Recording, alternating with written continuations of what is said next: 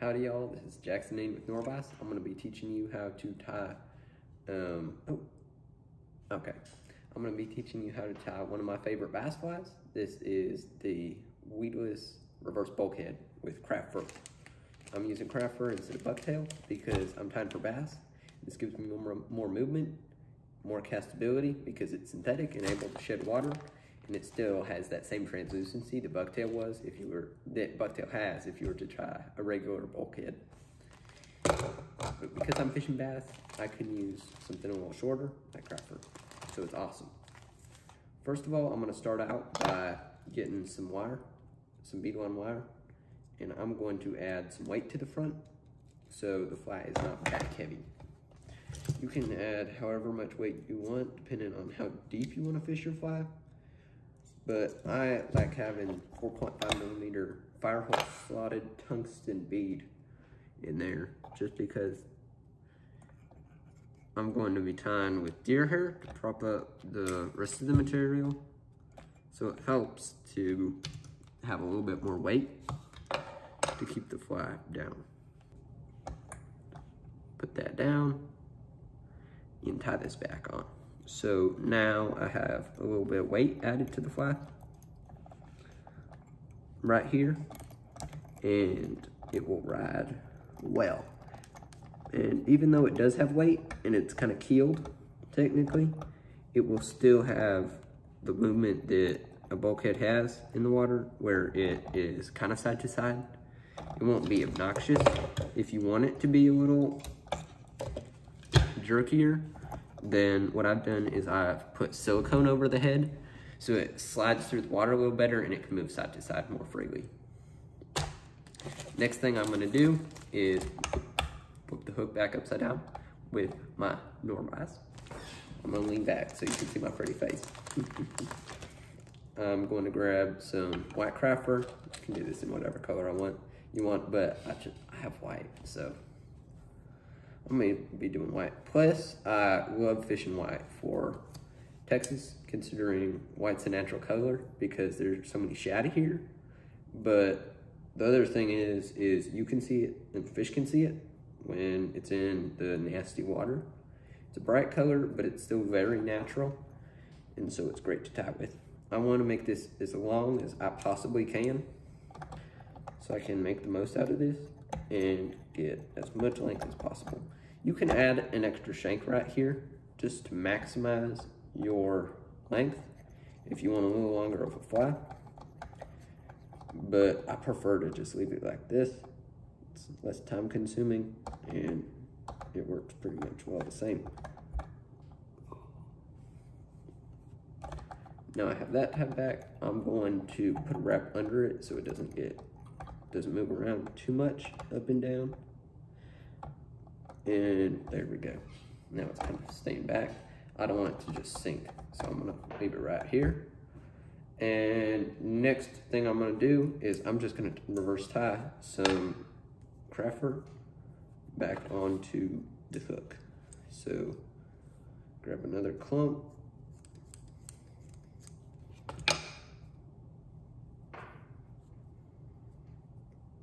This is my favorite synthetic fly tying material on the market. I love this stuff. It just has great movement and it's so easy to tie with. I'm gonna leave it the same length, but I'm going to reverse tie it so I will have less length and create a bit more of a taper.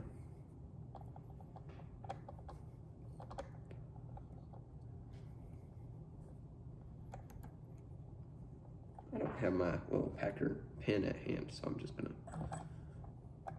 push it around with my Loon deer hair packer thing. Just create a little bit of a tail. I can grab some Flashabou if I want, just to add a little bit more love into the equation and attract the fish. This is optional. Just grab some Flashabou, taper it out, fold it back over, I want this to be roughly the same length. And then I want it to go just a little farther than the craft fur does. I like to put a lot of flash in these kind of bulkhead flies just because they're reminiscent of pike fly tie-in. Pike fly tie-in has a lot of flash and it seems to work for me, so it's more of a predatory fly. So I try to add as many triggers into the fly as I can to catch the fish's attention and force it to strike. I'm just going to get more craft fur, work my way up the hook with two more reverse tie, one more reverse tie. And then I will start with the brushes.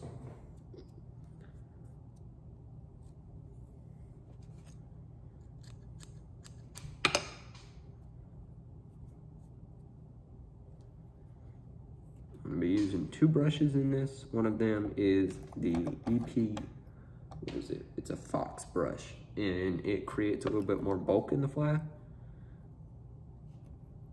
which helps it to A, swim through water, and B, have a great profile. Before I reverse tie this, what I'm gonna do is I'm gonna throw in a tiny bit of deer hair, just so I can prop this up a little better and create what the bulk of, the amount of bulk, sorry, that I want in my fly. I don't need too much. I'm just gonna add a little. Put this in.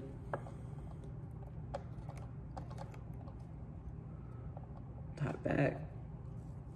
I can grab this, tie this little scruffy bit back, and I'm gonna tie over this bunch just so it stays nice and secure. Doesn't have to look pretty right there. I'm gonna add a little more crap. Yeah, I'm gonna add a tiny bit more. While you're tying, you just wanna eyeball it and just see how much more you need so you can get, if you've tied a fly enough, you'll have it in your memory and you can just guess. You'll remember what the fly looks like and you won't have to worry about exact measurements or anything. You'll just know what looks right.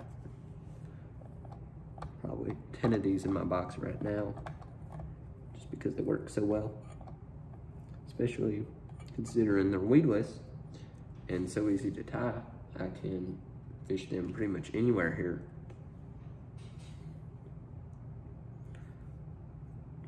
Next thing I'm gonna do, I'm gonna get my fox brush in white, tie this in. I don't need too much. I'm just gonna add a little bit of stiffness and bulk to the fly.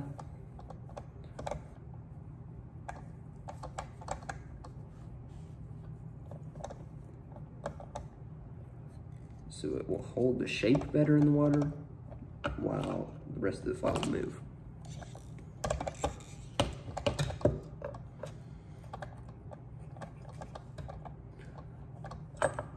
I can grab my dubbing brush or my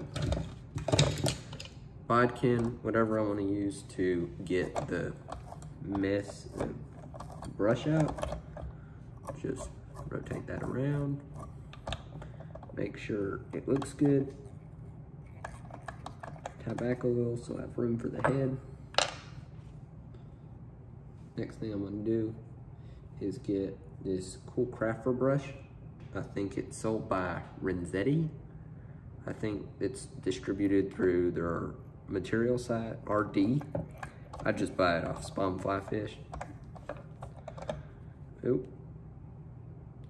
I'm gonna tie this in by the tip. I don't wanna create too much bulk because I'm gonna be putting a lot of stuff in the head. This is just real flowy and looks real cool underwater. Lots of movement. I only need 2 wraps. I don't want this to be too messy.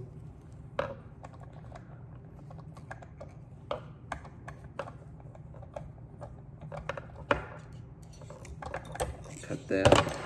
Nope.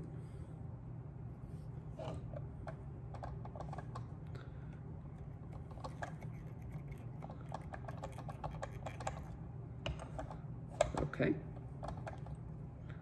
And cut that off.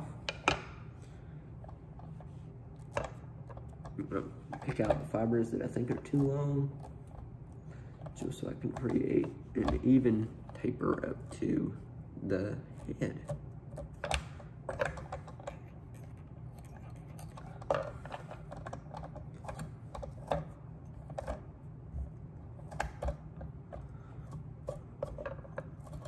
You can accessorize this however you want. You can add little fins. You can have a bit of a red collar there. I cut myself on the hook. It's fine.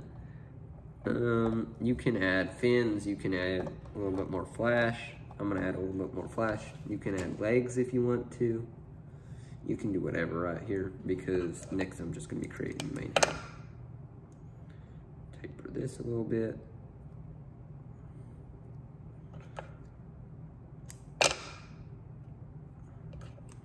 Cut it flush. Make sure it's the right length.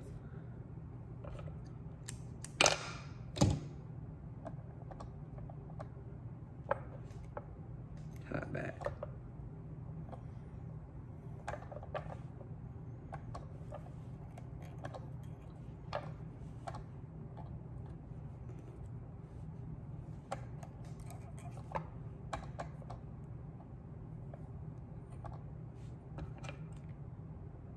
You can cut the Flashabou however long you want it. You just want, yeah. See what you like. And work the fly accordingly. There we go.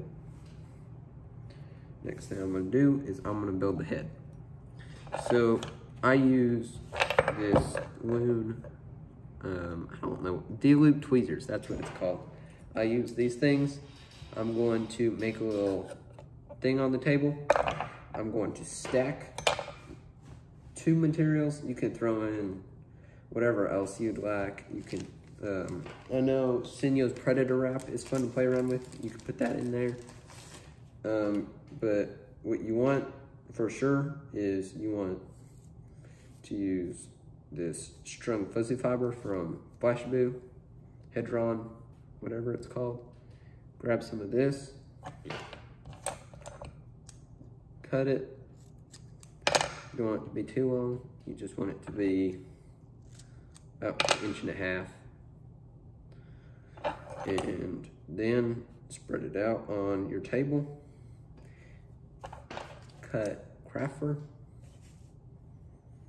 off the, the synthetic hide.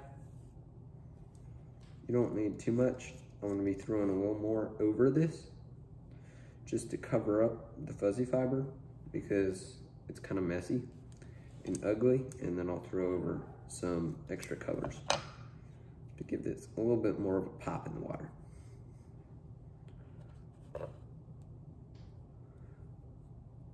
You want to grab these. You don't need it to be too long. Kind of just find the length you want. I want it to be just slightly longer than my fuzzy fiber, maybe 2 inches, 2.5 inches. Whatever makes you happy. It's gonna be kind of flared up, so it does need to be a little longer than you think it will be on the fly. Grab a little bit more, repeat the process until I cover up all of my fuzzy fiber.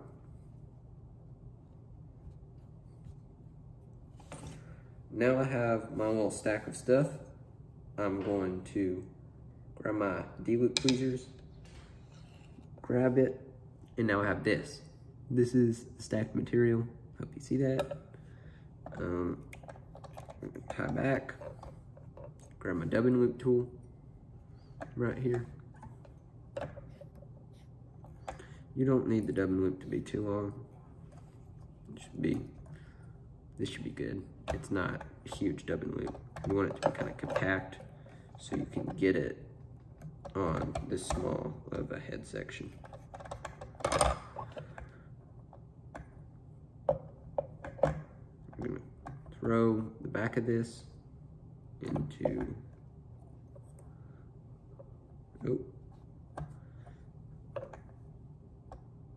throw the back of the dubbing loop into your thing.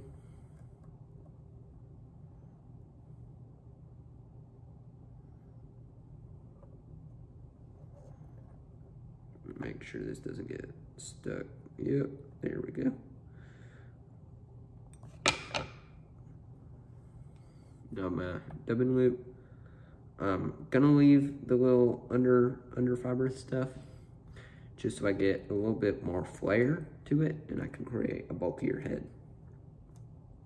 Spin it, and then what I have in the back is I use a dog brush for this stuff just because I want to get every last fiber out of here. With any dubbing loop, I like to make sure the fibers don't take the thread doesn't take up it takes up as little space as possible onto the hook. And so I want to get everything out of this little thread loop, and there we have it. It won't create a huge mess at the front of the fly.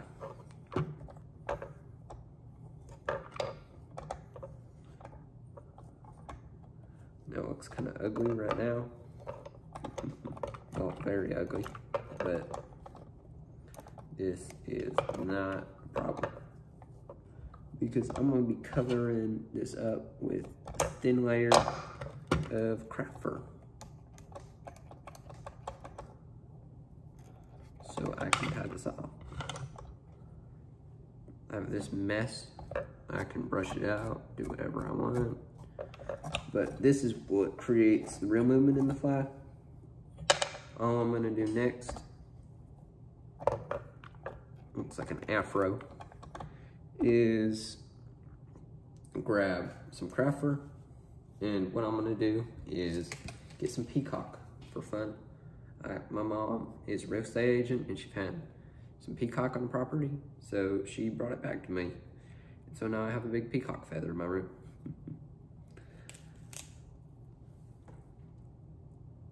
I'm gonna grab the peacock, I'm gonna tie this on first, so I don't have to do 2 times and take up as much space on the front of the hook.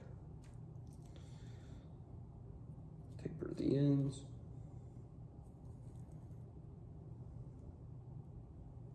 Not taper, align them. Now I have peacock.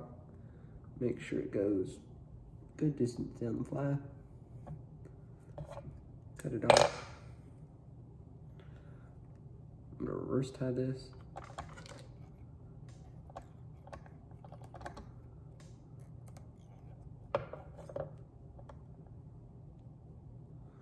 And then I'm gonna throw in some craft fur, just so I can cover up all the ugly stuff and keep my fly looking pretty in the water.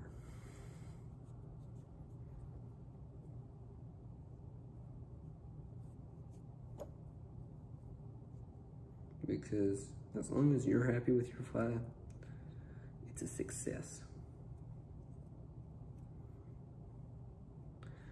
The thing with craft fur is you can just taper it on both sides and tie backwards.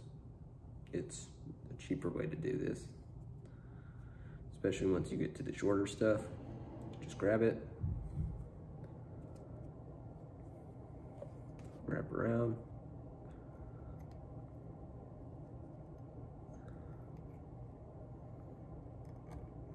tie it in. Get this off my fingers. And throw that in front. I'm gonna push this back. This is a mess at the front of the hook. And I can grab my, I love this thing, my Loon little packer. Push this all back, make sure it's all tight, and I have room at the front of the hook. Doesn't need to be perfect. I'm gonna add some UV resin and some eyes.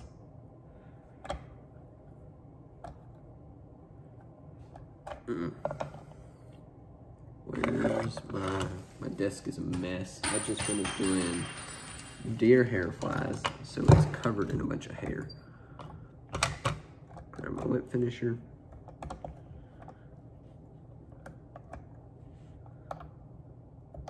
Push this all back.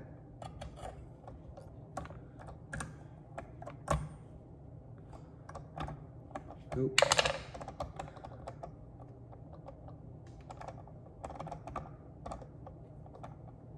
I'm gonna be gluing this down, so it should be good. Nope. Actually, I'm actually gonna do one more.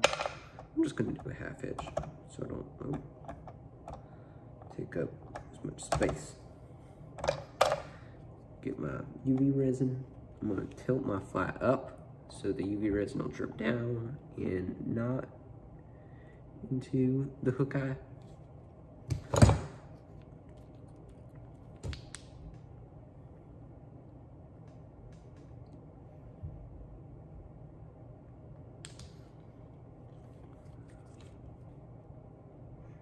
I'm gonna put eyes on this fly just for fun.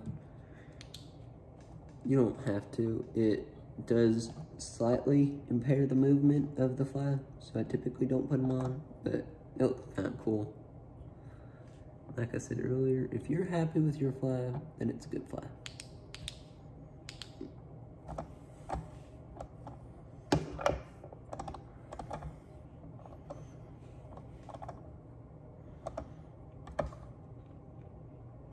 Make sure it's good.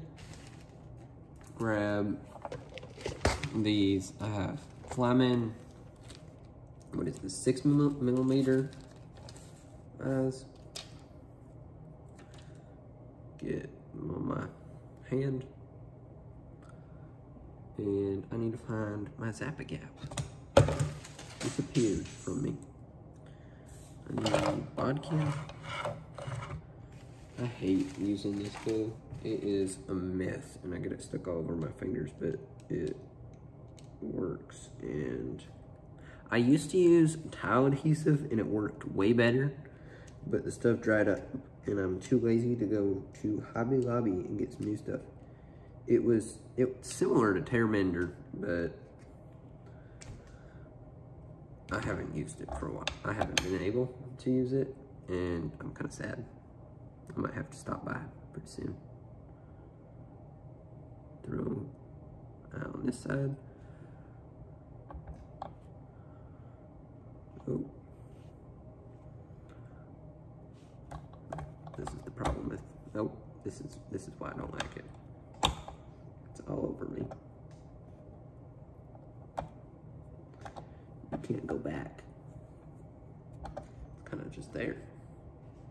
Okay.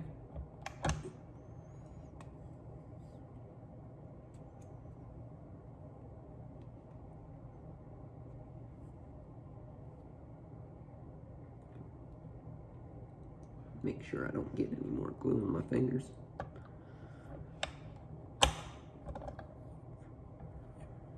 There is the Weedless Reverse Bulkhead.